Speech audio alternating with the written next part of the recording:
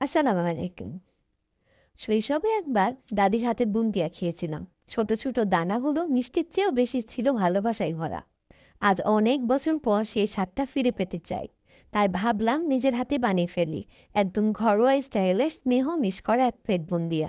আশা করি আজকের এই রেসিপিটি আপনাদের মুখে হাসি এনে দেবে, যেমনটা আমার এক সময় মুখে এনেছিল।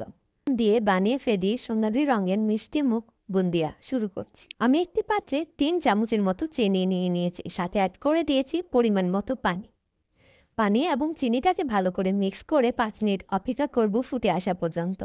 ফুটে আসলে আবার 2-3 মিনিট অপেক্ষা করব চিনির রঙটা লাল হয়ে আসা পর্যন্ত।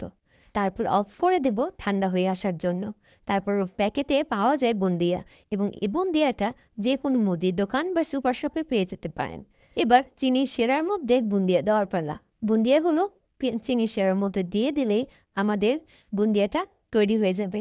যেকোনো মিষ্টি শুধু স্বাদে নয়, স্মৃতিতে, মুহূর্তে আর ভালোবাসায় গাঁথা হয়। এই বুন্দিয়া হয়তো কারো মুখে প্রথম হাসি এনে দেবে, কিংবা আপনাকে ফিরিয়ে নিয়ে যাবে কোনো এক হারিয়ে যাওয়া বিকেলে। আপনিও ট্রাই করে দেখুন, আর যদি ভালো লাগে তাহলে অবশ্যই লাইক, কমেন্ট এবং শেয়ার করে দেবেন।